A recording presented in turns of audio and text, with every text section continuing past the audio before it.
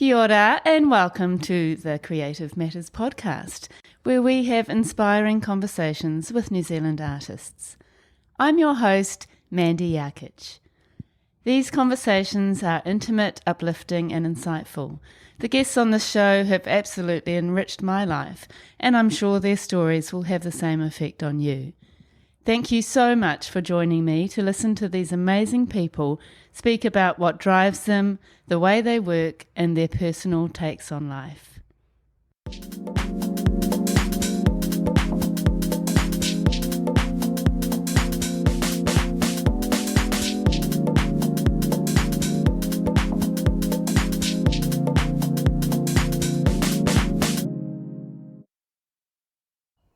Hi, and welcome back to Creative Matters.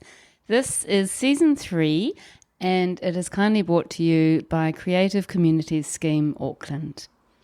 This week I'm speaking with Grace Thresher. Grace is an artist, exhibition coordinator, and marketing creative based in Port Waikato on the west coast of Auckland. She uses a variety of media in her work: black pen, photographic manipulation, photography, collage and paint, inspired by nature and the things around her. Grace expresses the movement and feeling of nature's ever-evolving, breathing, changing splendour through her work. Her practice is driven by a love of line, shape and colour in aquatic and terrestrial life, an exploration of the patterns and shapes of the living world. We have a lovely chat about Grace's time at Elam School of Fine Art in Auckland, straight out of high school, how she kick-started her career after uni in a number of artistic fields, the art exhibitions she has set up, curated and marketed, and her very first solo show this year. I am sure you're going to love this story. Grace is a gorgeous woman, and sit back and enjoy. Good morning, Grace. Good morning, Mandy. It's lovely to meet you. Yeah, good to meet you too. Lovely to be here. Thank you for coming out all the way from Port Waikato to Muriwai. Yeah, so it's a beautiful drive out this way, west coast to west coast. Yeah, just a shame you can't take one road along the coast. I know. They should definitely put one of those in. Yeah, it would be a lot quicker, wouldn't it? I think there'd be some backlash on that one though. Very likely. So it's nice to have you here. Welcome to Creative Matters. Thank you so much for having me. So Grace, you have a very interesting practice where you do lots of different things, and I'm really interested to hear how you went from school straight into Elam and then into your art practice. So can we start from the beginning, please? Where were you born and what sort of child were you? So I was born in England, Birmingham to be precise. Luckily, I don't have my Brummy accent anymore. Moved to Auckland, New Zealand when I was 5 years old, me, my sister, my parents. And grew up around Ellerslie area mostly. Went to the Ellerslie Rudolf Steiner School and went all the way through to year 13, which was an interesting upbringing. Little known fact about, Rudolf Steiner schools is they're very creative and they sort of nurture creativity, which was great for me, but didn't necessarily work for my siblings. I've got a brother as well. So I'd often skip all my other classes and you'd find me in the art room. And my teachers even knew I was in the art room. They'd just be like, we're going to let Grace get on with it, because that's all I wanted to do was make stuff. It just kind of poured out of me. So and then after finishing school, as Mandy, as you said, I went to Elam School of Fine Arts in Auckland. And I actually didn't apply anywhere else. I kind of thought that was the only thing I wanted to do, and there didn't seem to be any other option in my mind. So I just applied to Elam, did that for 4 years, which was a really interesting experience. It's amazing that you actually went there, because a lot of people have that, that worry. A lot of young people worry that they're not going to be able to make a career out of their art, so they choose something that, like graphic design. Or so what gave you the confidence to join the School of Fine Art? It's actually a really good question. So I kind of thought about it from the perspective of I like making, but I don't necessarily see this being my career in terms of making me money. So I kind of thought, how am I going to make money and do creative things on the side? So throughout uni, I've always had part-time jobs. I worked in retail, and that kind of slotted me into my future career in marketing, social media, and I've always sort of done marketing, social media, and design type things on the side, so like freelance work. And actually, as soon as I finished at Elam, I worked as a visual merchandiser for Country Road, which kind of brings into it the fashion side of things, which I've always been really into as well. So yeah, I mean, I've always liked the idea of being an artist full time, but I never thought that it was a plausible thing to do. And still to this day, it's not something that I do full time. I'm kind of like half the time making art and making money from that, and half the time doing other things. And how did your parents feel about that choice of heading to Elam? They've always been really supportive of whatever I wanted to do. I think as they can see that creating is the only thing that it's like I have to do it. It's like an itch, you know. I think lots of creatives say this. If you don't make, you kind of feel a bit stagnant and stuck. So yeah, they've always been really supportive. And yeah, I think it's kind of like just a different way of looking at having a creative career rather than painting. Like they say, what's that saying? About 50% of it is actually painting, and the rest is like admin, marketing, you know, social media, doing your taxes, like running a business. So many. It's literally, it's running a business. So it's not just the sitting down at the desk. The creative side, sadly. Yeah. So tell us about your experience at Elam.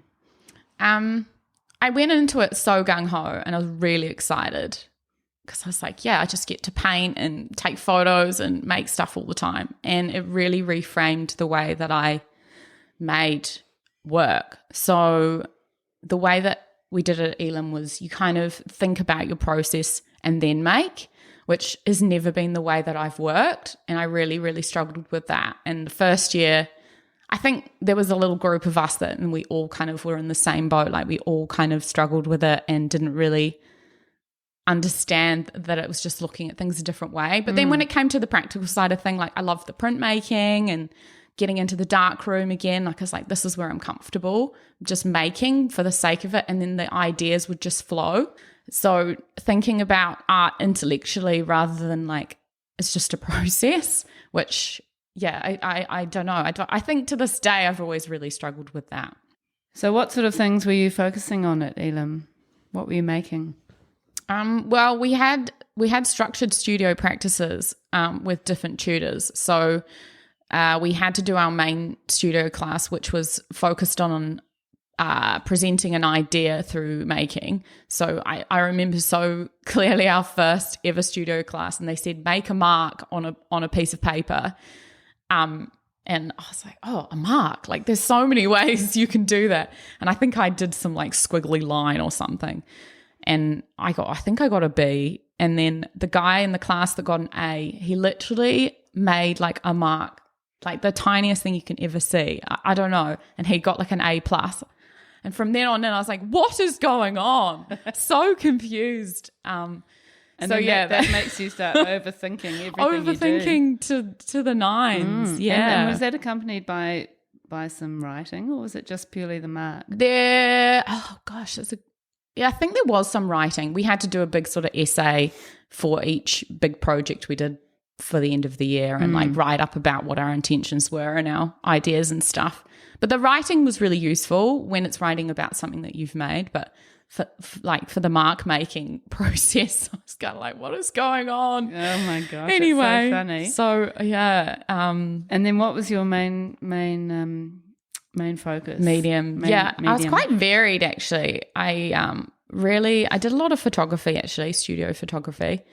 And then also ended up doing sculpture, which I really don't do that much sculpture anymore. I guess some of my work's a bit textured and sculptural, which has come into it. I love texture and things. But yeah, and then also video. We kind of had to do a bit of everything. But I think my main thing, I love screen printing and etching. which is like the texture and lines and cutting out of, and then you spray the screen printing board. I'm moving my hands around, but yeah, so that was really fun, just spending hours and having all the equipment was really great.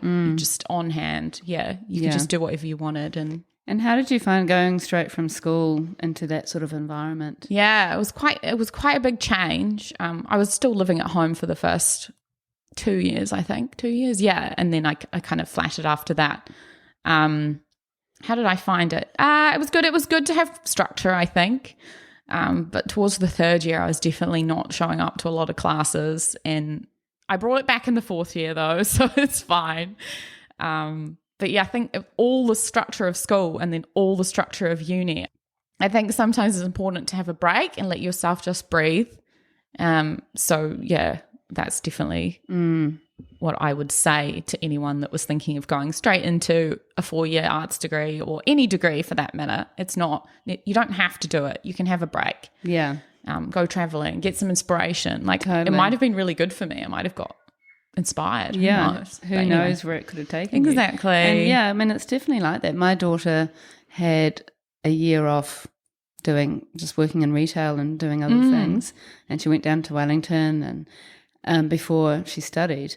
And it was something that I never really thought was a good thing, having that gap year, as they call it.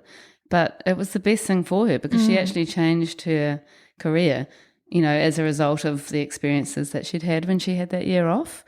And I think it was a good thing for her. Yeah, it kind of reframes the way of looking at what you're doing. Maybe you're doing it because you really want to pursue a career, but also you might just do it because you love it, yeah. And also I found a lot of people were doing a year of like one degree and then they weren't into it, so they drop out.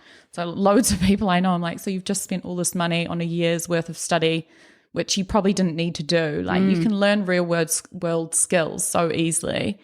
And I think just working and making a living and things like that is a really good thing to do. You don't have to study. Yeah, I agree. It's such a waste of time if you don't pursue the degree you started with. Yeah. And how did you find being a little bit younger than some of those students, I imagine, when you're discussing sort of quite conceptual ideas? And I've always wondered about that. I just think it must be really hard for young people who haven't really been out in the world to be able to look at art in a way that's quite critical and coming from sort of experience when you haven't had a lot of experience. Yeah, it was a range of ages. Like a lot of our class was around the same age. Like most of the students had just come out of school, same as me.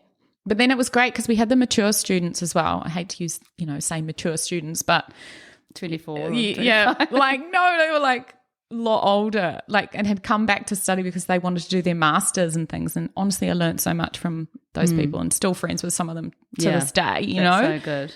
And also like the tutors a lot of them were so patient, honestly. Yeah. And you do a lot of research and things like that at school in terms of like art and stuff. And my mum was like, she studied art history at university. So I've always grown up with lots of inspiration around different artists and like pre-Raphaelites and things like that. Like mum was really passionate about that. So I think that's sort of rubbed off on me. Like I've grown up in a creative household. So it just felt natural. Like that didn't feel, but definitely talking about things like that was intimidating. We had critiques every week, which if you've talked to anyone else from Elam, they will probably tell you it was a bit of a nightmare. It's quite scary. Your work's basically terrible. You need to start again. Yeah. But it's good. Sometimes you need a harsh critique in life. Yeah. So, yeah. It can be useful as long as you can handle it, I guess. Yeah. It could be quite soul destroying for certain. Oh, I definitely people. was. I dreaded it. Yeah. Those Monday morning. I think we had them Monday morning. I can't even remember now, but I just dreaded it. Sometimes I didn't show up. And what were you thinking going through Elam, coming into your fourth year? What was your plan for your future? Yeah, so I was thinking that because I'd been working, as I said, in retail and doing sort of marketing and things like that, I would just work towards that. And I really wanted to do visual merchandising. So that job with Country Road, I was like working towards that when I finished. So yeah, that was kind of my plan. And I thought, how I'm gonna make some money. And I thought about I want to go traveling and stuff afterwards. So I hadn't thought, I'm going to be a full-time artist now. I thought, yeah, I want to make a bit of money and go overseas. I think I did it the other way around, maybe a little bit. But yeah, it ended up being that me and a colleague from Elam, who's in my year, we ended up starting a community gallery straight out of Elam. So my plans to travel or whatnot kind of went out the window for a while. But that was great. We ran this community gallery in Newmarket. She got the opportunity through a member of a council. It was a space in Newmarket Station Square, and we ran it for a year, and we just supported local creatives in the same sort of state as us, just learning and just starting out. And we exhibited our own work, but mostly we curated their work. And that was a really good stepping stone for me in learning about the business side of things. And I was in charge of like all the marketing and things like that. So from there on, it was just like a little leap pad onto my next thing, which is I've always done like marketing and had like, marketing, social media, design jobs really. Yeah. But that's so good to have that opportunity to do something like that. Yeah. It really, honestly, like I said, the girl that I worked with, it was her thing, and she brought me on board. But I was really I wanted to do it. And it was for a short sort of period of time. So it was good to kind of have like in my mind an end date, and so to speak. But I learned so much through that experience. And was that alongside the visual merchandising? Yeah, so that was the visual merchandising was part-time, but I was across the road. So I worked as a visual merchandiser across Auckland, the Auckland country road stores. But I was mostly based in Newmarket, so I was just there. And you did really well to do that. It's coming out of university straight into a job like that for Country Road. Yeah, it was pretty full on. It was great though. Yeah. I think I only did it for about a year at the end of it, but I think I'm quite focused on what I want to do, and like when I have an idea in mind, I usually sort of, if I want it to happen, I'll make it happen. Like, even if it's scary or I've got roadblocks or, things like that, I think I'm quite driven in that way. I just have an idea in mind, and I just try and make it happen. Yeah, which is such a good quality. Yeah, I don't know. I guess it's an oldest child thing or something. I don't know. Yeah, but it's brilliant, and I love people who are like that, who have vision and go about making it happen, and really proactive in how they live their lives. I just think that's such a great quality to have. Yeah. Yeah. So what happened after that? So after that, I had a bit of a break, and then basically made some money and went traveling, and I knew that that's what I wanted to do. So we did like Thailand, Vietnam, Cambodia, all the usuals. And then actually through my partner, not current. He's definitely current. He and I was friends with his mum, and his mum said, "You need to meet my son." Really? And she said, "Yeah, you need to meet my son. He worked in Greece and on boats. He's into yachting." And she goes, "Yeah, he can probably get you a job in Greece." So met him, and he basically got me and my friend who was traveling with a job at sailing on yachts in Greece, which was great. Amazing. So did that for about 6 months. And I think that was a pretty life-changing experience. Like, I still best friends with my skipper, and it was just a really cool time. And I think the break that I really needed, and it was a great life experience. And living on a little boat with my skipper and my engineer for 6 months, it was like such a small space, but you live with minimal stuff. Like, I had 6 kgs and that was it. And it was great. Yeah, it can be a good thing. Yeah. How amazing. I actually spent some time in Greece, working in Greece in Alonissos. Oh, yes. In the Northern Sporades. Nice. And we met a lot of those skippers and engineers from Sunsail, I think it was. Yeah, we knew the Sunsail people, but we were at sailing holidays. Oh, yeah. So it was similar. Such an amazing thing to do. It was so cool. Yeah, and Greece is so gorgeous. Oh my I know. God. So from there, I went and lived in London for almost a year and just nannied, worked in retail again. London's very full on. Like, I think it's a great place to go, but the city life for me was a bit much. And then I came back in 2016, and from there I was like, had this renewed sense of, okay, I think I'm ready now, like I'm going to start making. And I've done lots of different jobs since then, but I basically straight out the gate, I organised this exhibition with a friend of mine, and it was about revitalising like underused spaces and turning them into like an art space for a short period of time. And we did this on High Street, the 27 High Street. It's that beautiful old building opposite Aotea, that square there. Anyway, basically I drew the buildings and we had an exhibition. It was one night and it was just so great. Like I sold all my work, which was cool. Yeah. Always a bonus. But from there I was like, okay, people actually like what I'm making. Maybe I can do this. Because I've just been in so much self-doubt. I think I was in so much self-doubt from finishing uni. Like it kind of broke my creative spirit a little bit. Really? Yeah, And I've heard people say that before. really? Have you? I have. Oh, I mean, God. some people feel like that coming out of Elam and some people totally don't and Yes. feel completely inspired. Really? It must just be different personalities, I guess. I think so. Maybe. Like But some how people. amazing to do that exhibition. And I mean, once again, just grabbing the bull by the horns. And so how did you actually market that and make that happen so that you could actually sell all of your work? That was like, we did it as we're only allowed a certain amount of people in that space because it was like a thoroughfare area and cassette 9 was on the other side kind of thing. So it was, I think we were allowed 80 people, and I just made a poster and put it on social media and we invited people, which was really cool. So it was like a small guest list kind of thing, and that worked really well. But from there I kind of co-organized different events, and I had like an exhibition at the Lake House Art Centre, which is on the North Shore, for those of you who don't know where it is. But I organised that, and so I got like catering and invited my art friends to exhibit, which was great. And just like things like that, for me, it's like a business way of looking at art. So you can kind of exhibit your own work, but then you can also support other people that you know and support other creatives, because that's the thing is with creativity and being an artist, it's all about your community as well. And that kind of comes back round to the art weekend at the Port, which is happening this weekend. All the local creatives, there's like 8 of us. Yeah, we will just kind of bounce off each other, and we've got a little group chat going, you know. It's really important to have other people around you.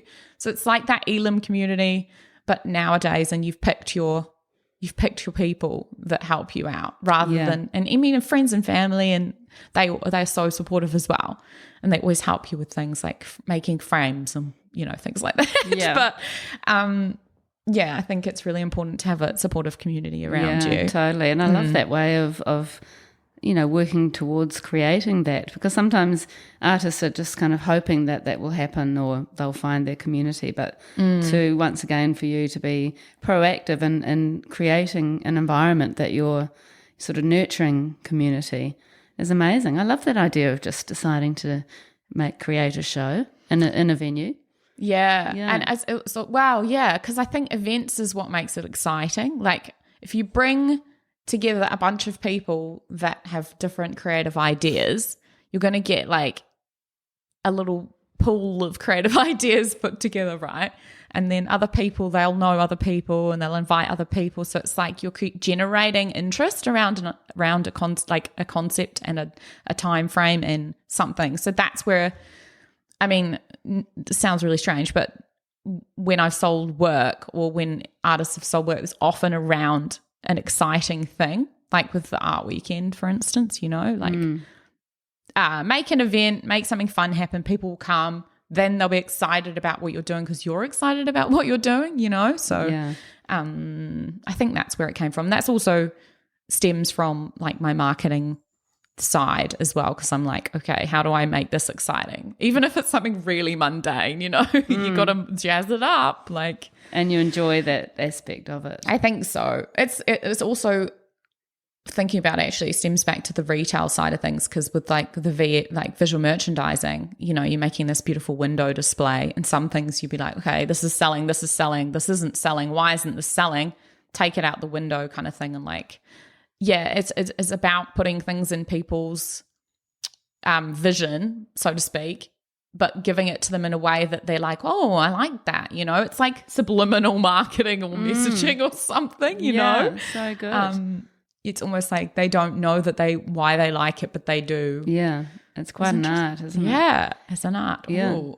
Well, Oh, funny there.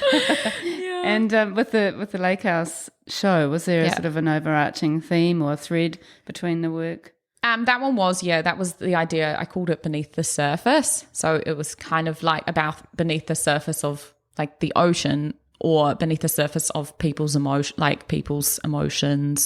what's going on underneath. So it's kind of however people want to interpret it, really. Which is quite good, isn't it? Yeah, like an open-ended sort of name. Yeah, and did you actually sort of go out and choose people you knew and you liked their work, or how did you sort of select the select few? Yeah, they were mostly people I knew.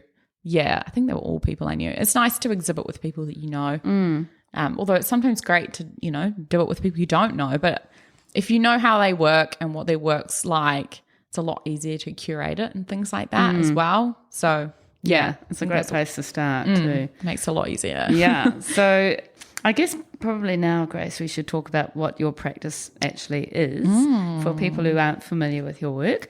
So I know you have quite a variety of media that you use and different styles too. So can you kind of describe what you make? Yeah, I think so. I'd like to start off by saying on that, I think the reason I use lots of media and textiles and things like that is I like the range and variety. Like I don't want to get sort of pigeonholed or like stuck in making one thing, because I've definitely seen that happen to people and then I feel like it's quite limiting.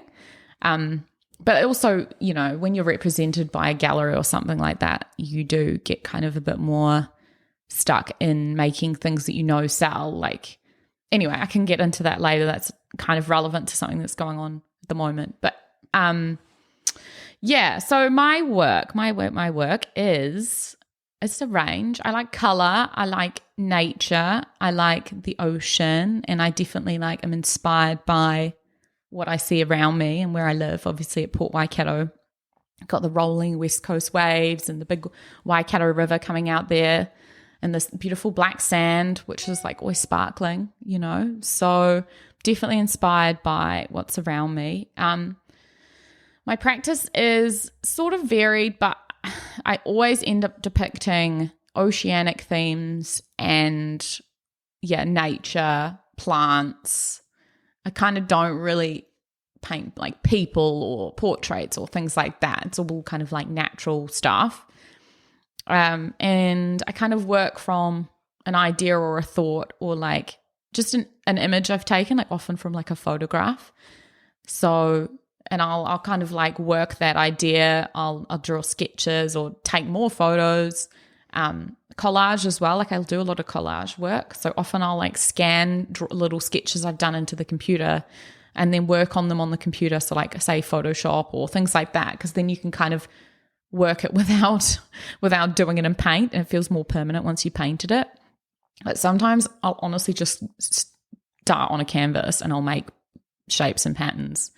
I did a recent series of 4 works which were like in coral underwater inspired, which were some of the more fun ones I've made for sure. And that was just like about building up different layers and textures and colors. And it kind of all just came naturally. Like I didn't really think about it. And then afterwards I decided that it would look great if I put resin on them, which I did. And then they look like underwater theme, you know, it looked like the ocean. And they were definitely some of my most successful recent works, I'd say. Yeah, a lovely buyer from Wellington bought those. So they didn't even stick around long, but I definitely want to make some more work like that. That's great. Yeah. And so how do you actually manage your practice? You know, how do you just kind of work on the sort of the style or the medium that you feel like working on, or do you have lots of works happening at the same time? How do you manage that sort of range of media? It's generally within the same medium, as in like I usually end up painting or drawing with like pen on paper kind of thing. So it's like all the works kind of work within the same realm. I always have lots of works on the go, though. I think most artists do. Like I've talked to lots of people, and I don't think if you just have one thing, you're kind of like, okay, I'm going to come back to that. Like just recently, I'm finishing this work at the moment, and I started it literally like 3 years ago. Just sat there, and now I'm like, okay, I'm ready for this now. Or sometimes it just doesn't feel right. Like if you have to force it, then it feels like it's not the right thing to do. So yeah, and it's nice to come into your workspace and just think, what do I feel like? What do I feel like today? Yeah, it is like that. Yeah. And sometimes I'll just go in there and, do some design stuff or something. Like sometimes I won't even paint because it's like my workshop is also my workspace. So it's like outside my house, but it's my studio spaces at home. So it's good to have that removed space outside of your house for sure. Yeah, it really have them is. Separately. Yeah. And then you can leave stuff sort of halfway through. Yeah, I'm gone now. Finished for the day. Yeah, exactly. It's perfect. Having that little bit of separation definitely is good. So after that show that you put on at Lake House, I know you've had a solo show at Upstairs Gallery in Titirangi. Was that the next project that you were in part of, or did you do more exhibitions? I've had a variation of one since then. It was in a group show at the Upstairs Gallery in 2000, just before all the lockdowns actually. It was like 6 degrees of separation and then it got closed because we went into lockdown. So that was the first instance of exhibiting there. And then recently, actually, the Upstairs Gallery has been taken over by this couple, and I actually know the couple. They're very good friends of mine. And there was this opening, and she called me. She goes, "Are you free? Like, do you have any? You've got so much work on the go at the moment. Do you want to have a solo show?" So they approached me about that, which was so exciting. Yeah. And I almost said like, "Oh, let's just do a few different artists making a group show." And I was like, why are you doing that? Like you can do a solo show. You're ready. So it was great. It was really good little confidence boost for me, I think. Good on you. That's amazing. And that was called Focus. It was. And, yes. Can you describe what that was all about? What that means. And how you worked through choosing the work that you were going to exhibit. Yeah, the word focus for me, I think it's a thing that you do when you're making, right? So you're focusing on what you're looking at. But it's also like I wanted people to like focus on the works as well. So it's kind of about the literal representation of a show, but then also like focusing in on what you're doing.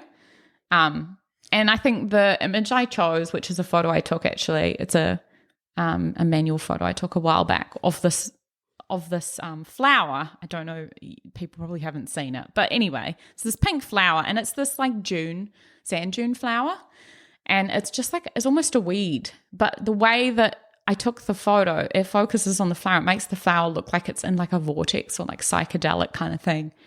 And it's all about the way that you look at a certain image or a certain thing that can change your focus. Like it's just a standard flower, but the way that the photo is taken makes you change the way you're looking at it, if that makes sense. So and change the way you react to it. Exactly. And I like that about art as well.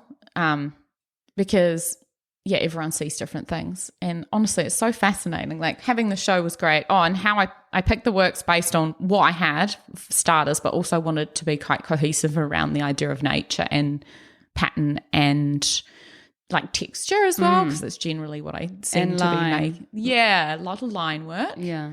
Yes. I started out making a lot of like black and white line drawings, which was a great thing for me to be doing. I love those line drawings. Thank you. What do you use? Is it Indian ink or? No, it's pen, like high quality pen. Yeah. So many. I've used so many I can't even count them now. But I was doing them on like board with white, like painting the board white and then doing them with black pen. But I kind of was like, okay, I feel like I might have outgrown that a little bit. Like I still definitely do lots of black and white line drawings, but I love colour. So, I've been doing a lot of colourful paintings, but still incorporating my detail and like intricate details and like focus on things. And you're kind of taking things from underwater and things from nature, and then you are kind of abstracting those ideas, aren't you? Yeah, that's a great way of putting it. Look at you.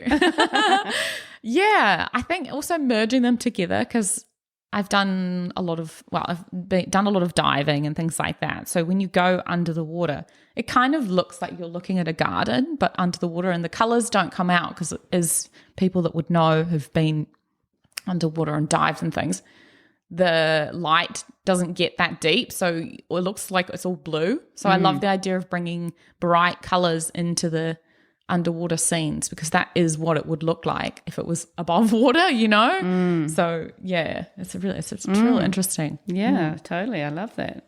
And so that's obviously why you're quite drawn to the underwater work, because of your diving and you love the sea. Yeah, just I've always been a water baby, I think. Yeah. And it feels like it's a reset, like going in the sea. Apparently there's an actual thing around that, like if you go in the ocean, it does actually reset you. Something about, we're a lot of us are water, right? Yeah, so totally. And it's like sense. Sort of ions or there's something, I mean, it's like that at Muriwai Beach. You just dip your toes in, you can feel this sort of energy. It's incredible. It's like a rush. It's very powerful. Yeah. Yeah. Yeah, so I guess that's where that comes from. That's so good. And I love the way you're kind of representing these ideas in different ways. So it feels cohesive, even though you're using different materials. Yeah. And different sort of approaches in a way, but it still feels cohesive, which is quite cool. Yeah, I feel like I've struggled with that, because I always think, oh God, what if my work looks completely different? Like each one's so different, and sometimes I use completely different techniques. But I'm like, I think you can still tell it's my work. I think so. But I think I'm quite explorative, and I work in that way. If I've got ideas or I want to try out, I'll just try it out. And sometimes it works and it makes a whole new body of work. And I'm like, wow, okay. And otherwise I've tried it and it didn't work, and it's still a process. Yeah. Like I've tried it, move on, like that's what we got taught at Elam as well, to try everything out, and experimentation's key, Well, it's part of the process, isn't it? It really is. And part of the journey, and just sort of accepting accepting that it's not necessarily going to end up on the wall, but that is okay. Yeah, accepting that is definitely something to come to terms with, because sometimes it feels like a waste of time. You're like, well, I've done all of this now, but it's not. It's really not. Trust the process, right? Yeah, totally. And how did that exhibition go, your solo exhibition? Yeah, good. It went really well. It was really good turnout, actually. I obviously promoted it loads on social media, which always helps. But yeah, the opening was great, and it was only it wasn't a long show. It was the 23rd it finished on. But then I had a day where I was in the gallery, and like about 50 people came through to see me and see my work. So it's really exciting. That's so good. I know. I'm always feeling like I should be sort of almost embarrassed, or like, oh no, you can come see me if you want, but you don't have to. But actually it's like, no, I'm going to own it. This is great. I'm really excited for this opportunity. And and you should be really proud that you've done that. That's very cool. Quite early in your career, really. Wow. I guess it feels early, but it feels like a long time since I kind of started. In a way, there's everything leads to this point, right? Like it was all meant to happen that way round. And what are your goals now? I mean, you've done one solo exhibition. What's next? My goals would be, I'd like to organise some more group shows for sure, curate them as well. Yes, work towards having another show next year for sure. I'm just trying to sort of take it week by week at the moment. I feel like there's a lot going on, and I'm also so on top of doing shows, I always obviously need money coming in, which my art has actually brought in a decent amount now, which is good. But I also work part-time. So I'm working at the Poi Room. There's one in Newmarket, one in Ponsonby, but I'm doing their social media. So great. Yeah, that's really exciting. And it's a new job for me, but I'm really enjoying it. And because it's obviously creatives and all New Zealand Aotearoa artists, it's great, like seeing all of this local talent come in. So that's right. That's actually perfect to be, working on the social media, which you love, and the marketing, but dealing with a product or products that you connect with. It's like a business. It's a business, an art business. It's basically where I really want to be right now. So yeah, we'll see what happens with that. There could be potential opportunities in that field. I'm not going to say anything else on that matter, but it's great. I feel like I'm in the right place at this point in time, and that's key for me. I think that's key for everybody, but key for me to feel at peace and happy, and that I'm like working towards something I love, and doing that as much as I can, like staying true to what makes me feel good, selfishly. But otherwise, what's the point, really, Yeah. Totally. You've got to live your best life. Live your as they best say. life, yeah. And so how do you actually manage the sort of balance between your own creating and earning money and doing other things like your marketing and exhibiting and curating that you enjoy doing? How do I manage it? I am quite organised person, I think. I'm a Virgo, so that always helps. No, I don't know. I just have to manage my time really well. That's it, really. And when I have free time, like at the weekends and stuff, I try to just paint and focus on, planning ahead, really. It does definitely helps to live at Port Waikato because there's less distractions. I mean, there's always distractions in life, isn't there? But it helps to live out there because it gives me space to think and create without, all of the noise of being in the big city kind of thing. So, yeah, I've just always liked to have lots of things on the go. Maybe that's it. You enjoy it. Yeah, I like to be busy. That. And do you think you would ever like to work for a gallery or sort of be employed as a curator or, for somebody else? That's funny. I haven't thought about it from that perspective, rather, be employed. I mean, I worked for like Auckland Council as kind of curator, gallery coordinator. So I've already kind of done that a little bit. I worked at Māngere Arts Centre, which was great. And it was good doing it for like a council space. But it was curating someone else's work at the end of the day. So it's like, it's not my work. I really enjoy like making my own work and having the freedom to curate my work plus people I know maybe. So yes and no, like I wouldn't mind freelancing. That would be great. And do you have plans to do more of your own shows and in your own sort of space? Oh, yeah, 100%. Yeah. I think I've got a plan for something maybe next year in the works at this point, and I don't know, but there'll definitely be something on the horizon, you can guarantee. That's exciting. I think that's such a great thing. And it would be a lovely thing to be part of, I think, as an artist. Yeah. Yeah, so if anyone's interested, they can get in touch. Reach out to me. Yeah. Brilliant. And, I mean, you're obviously incredibly motivated and organised, but do you ever find that you have a bit of a creative block and don't really know what to create? Yes, definitely. I think it's all part of the natural process, but definitely. And then I beat myself up about it. I think there's like highs and lows with being a creative. And I don't know, I've probably spoken to other people that are in this sort of industry and they might struggle with things like that. Like there's definitely times where I'm like feeling really stuck and then I'm like, okay, I need to refocus. How do I do that? And things like doing other things that I love, like exercising or going in the sea, seeing friends, going out for a nice dinner, like literally anything else but making work. Sometimes you just need a break.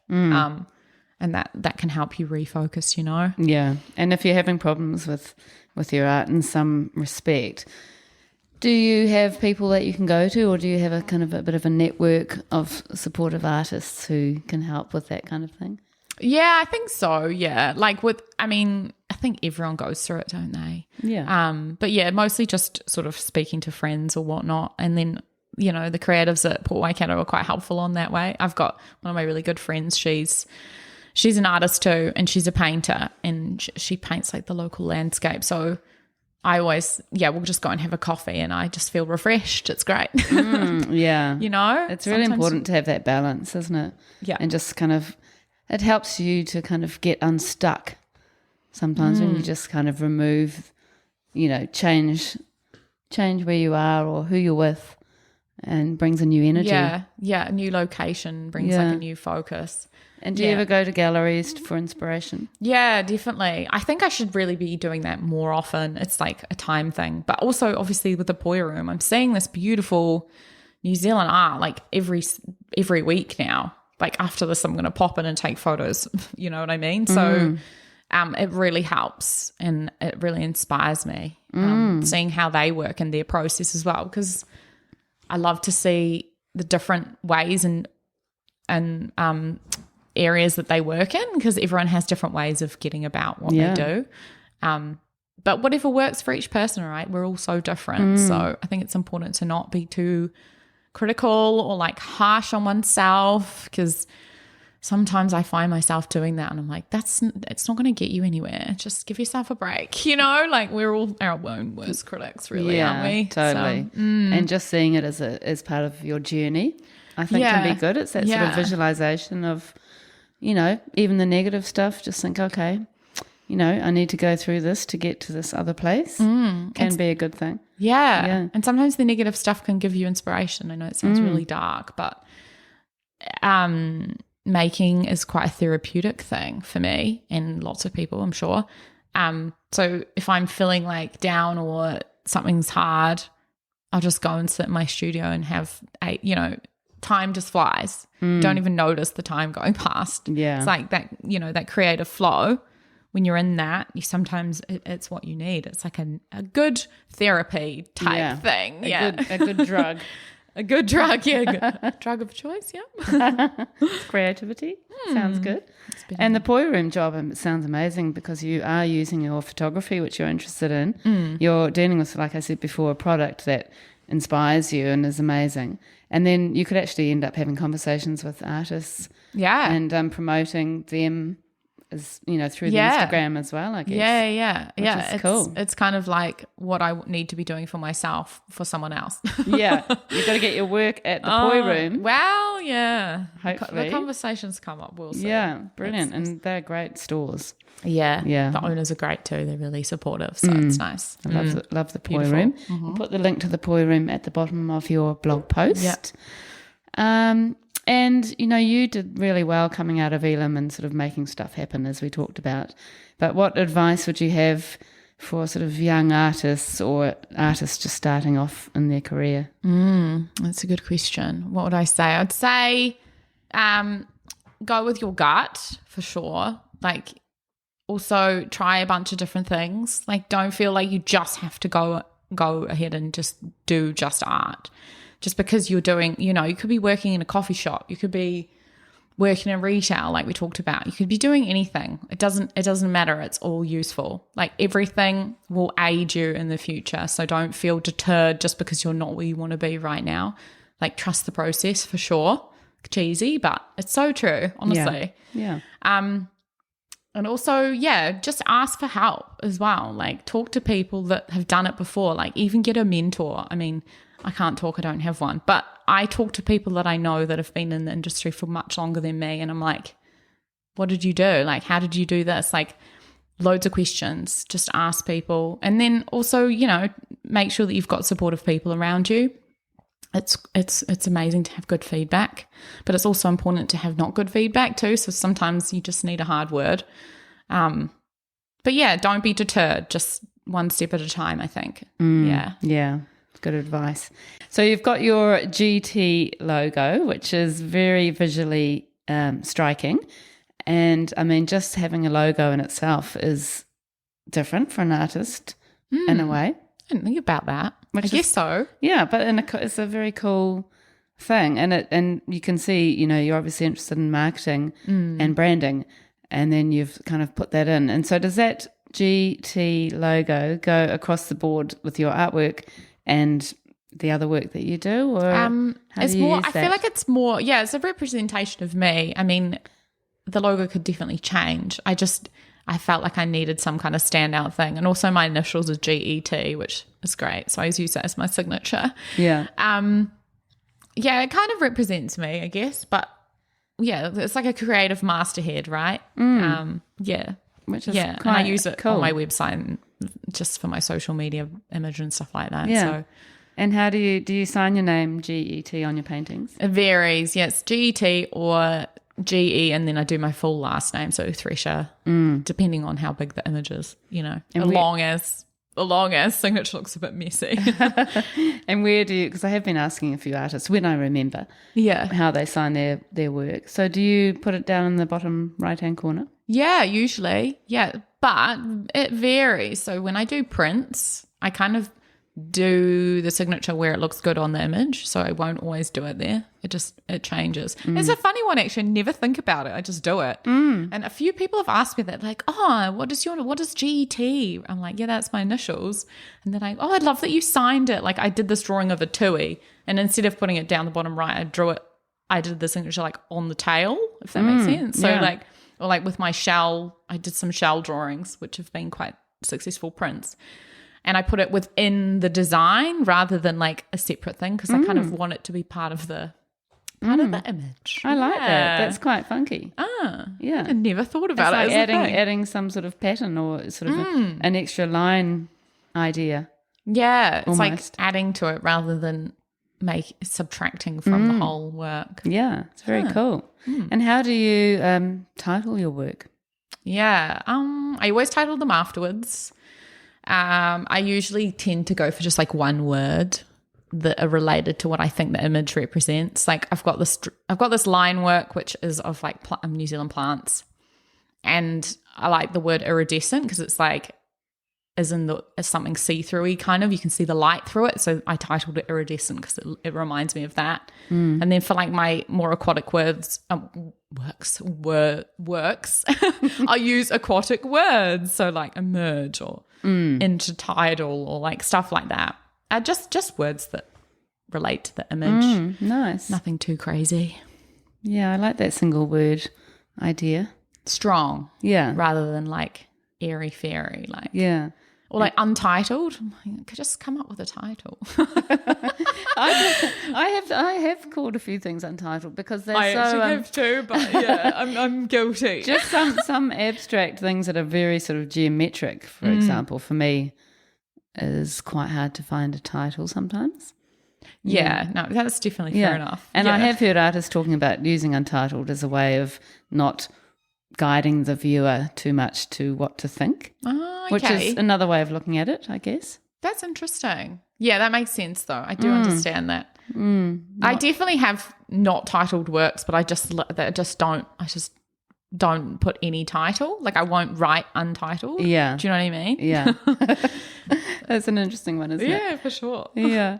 And you do have a shop through your website. And you can buy originals and prints and line drawings, and you also do merchandise. T-shirts, Yeah, so can you tell us about those? Yeah, they just came naturally because I think because my work's quite detailed and line, I was like, well, this is going to look good on a T-shirt, right? Like simple. I like the idea of use of negative space as well. So like it's quite minimal, but the negative space informs the detail. So yeah, I just thought, oh, they look great on T-shirts. And lots of people kind of said to me like, oh, do you do merchandise? Stuff like that. So yeah, I've got some new ones coming out this week, actually. Really? Yeah, I'm going to show them on Saturday and Sunday. And instead of black and white and grey, the T-shirts are going to be like pastel colours. I'm very excited. I haven't promoted it at all because it was dependent on time as well. But yeah, I'm so excited, and little like details and things, and also some little socks. Cool. Just like they're just easy things, and they're, you know, it's sort of cheaper to make and cheaper for people to buy. So like I find that I've got a nice big range of priced items. So it's like, yeah, you could buy an original, but a lot of people don't want an original, or they can't afford it. So it's like, yeah, a print, right? But then some people don't want an art piece like that, but then it still feels like you're buying something from a creative and it's an original if it's a T-shirt. Like then they're wearing, you know, people are wearing your work. It's quite cool. And they're supporting I like the idea of accessibility. The artist. Yeah. And I guess that comes from my fashion marketing background, right? I love that. And what are the T-shirts like? What's the design like? Oh, there's different ones. Simple. Usually like left chest. I'll have like a tui, a shell, snails, just like simple, small but detailed line drawings, which I've done they've been screen printed or embroidered. Yeah, I mean, it is quite commercial. Like I think some artists would probably go, well, I'm not going to be that commercial. Like I'm not going to sell T-shirts or things like that. But it works for me. So, yeah. Well, it's part of your interest, isn't it? yeah, it is. It still feels like my realm of creativity. Like it's not that crazy out of the gate. So Yeah, it's brilliant. I love that idea. And what are the socks like? Yeah, they're very much grey and white, but the little shell patterns on the side. Yeah, I'll put them on my website, but I just need to check that they're good to go. But yeah, hopefully sell something. We got a little gift for Christmas. Totally. Yeah. Well, we'll have your link to the website on the blog post as well. And I mean, I feel like there's so many amazing things you can do with merchandise. There's lots of artists from New Zealand doing that. But there's places like Contrado. Have you heard of that? I have not. Yeah. Well, I actually put my sand line paintings on there because it's just black and white line, sort of following the actual lines of the sand that I took photographs of from the sand dunes. And I mean, I haven't sold anything because I haven't really been managing that site. I kind of did it and then forgot about it, which is not great. I haven't been marketing very well. But I do like the idea of the actual Contrado concept. I mean, you load in your design and then you can match it to like cushions. So for these black and white lines, I just did sort of high-end silk big cushions, and they've got like a gold braid around the outside. Ooh, so you can choose the products and then put your image into it, and then they sell it, and then you get a cut. So it's not really a money-making thing as such, but it's just quite a cool concept to use some of your designs, I think. Oh, I have to look into that. Yeah, look into it. Great. Yeah. It's like, almost like drop shipping, but not. Yeah. Is it drop shipping? You know what I mean? Like you load it up and then someone else buys it, but you don't have the product as a physical product. You don't manage the actual product. Yeah, that sounds really cool. Yeah, it's I'd love to interesting. do textiles. That's always, but let's circle back to what's the goal of yours?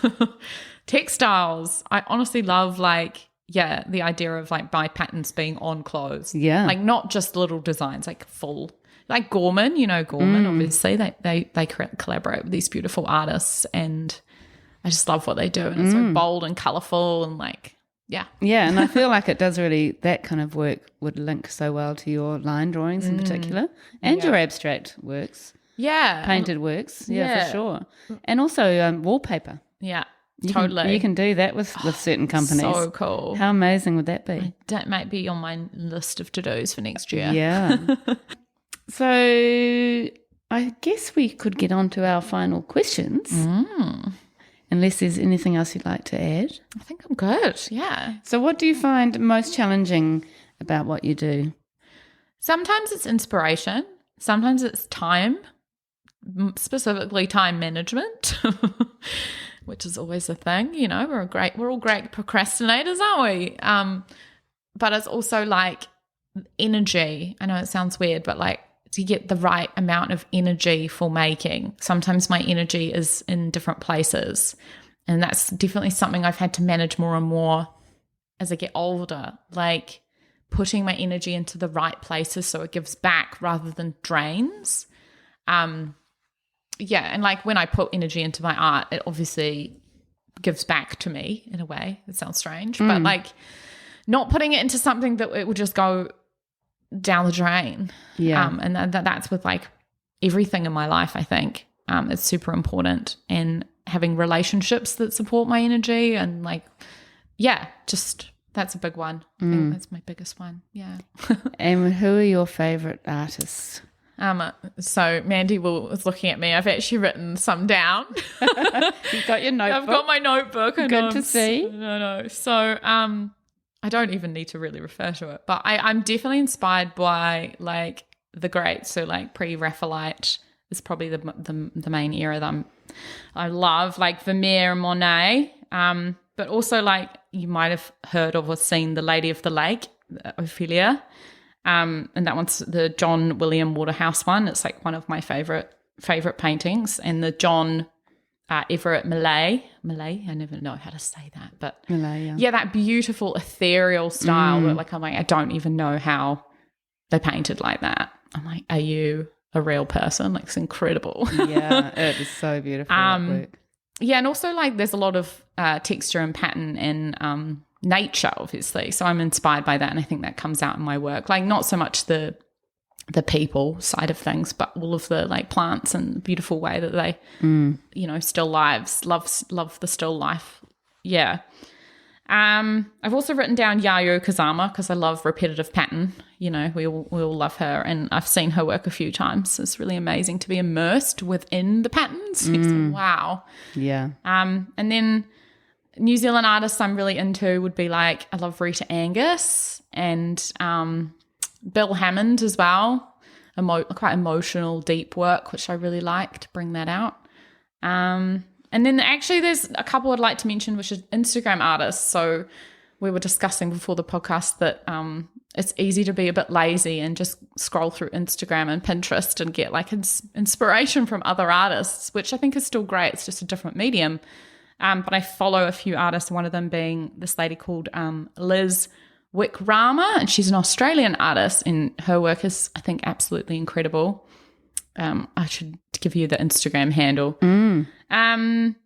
Yeah, and then I think finally probably like Gustav Klimt is one that I'm obsessed with. I've always been really into his work. So yeah, and like William Morris for pattern, back to the wallpapers. Yeah. I think my whole studio wall's covered in William Morris pictures. So yeah, I think that's about it for me. Good, very good list. Well It done. is a good list. That's why I wrote it 10 down. out of 10, yeah. It's good to have that little notebook there too with all those things to remember. Yes. And what would you say to your younger artistic self? I know you've kind of given advice to, as we've been chatting to people starting off in their career, but what advice would you give yourself? Yeah, it's it's almost like an emotional question, that one for me. I think I would say to little Grace, like, don't worry so much. Like, it will all be okay, Like, you'd see your little younger self standing there and you're like, want to hold their hand and just be like, just trust the process and follow what you're passionate about. Like, Mum would always say when I was little, all I'd do was like run into the park and make little like rock formation rockeries, and like I'd always just be drawing. Like, just go with your heart and your gut, because that's what will bring you to the right place that you need to be in, So yeah, trust the process and follow your passions and don't worry so much. That's very good advice. And why do you think you make the kind of work that you make? I think I make the kind of work I make because I love it. And it feels like an extension of myself. And also, I make work not just for me. Like I want people to love my work, but also I think it's just what naturally comes out of me. Like I don't think about it that much. Like if I look back at work I did when I was like 10, it's like not that dissimilar to now in a weird way. Like obviously it's grown, but I make it because it feels like it should be what I'm making. Like it just feels right. And I also want to make things that look nice. Like I'm not trying to, it's good to it's good to have people talk about your work. Like I always want people to talk about my work, but I also want people to appreciate it and think, oh, that's beautiful.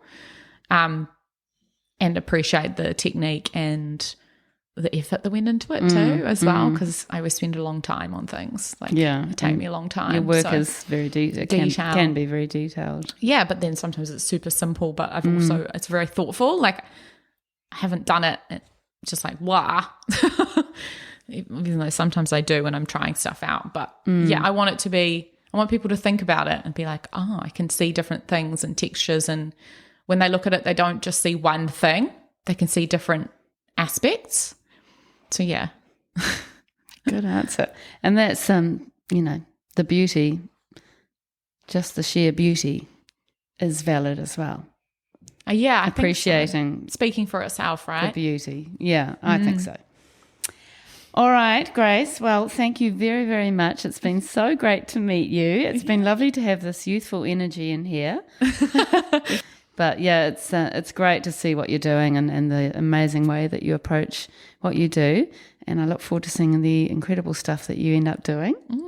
So thank you very much for coming. Thank you so much, Mandy. It's been amazing. It's been enlightening. Good. That's Thank good you to so hear. much. Thank you.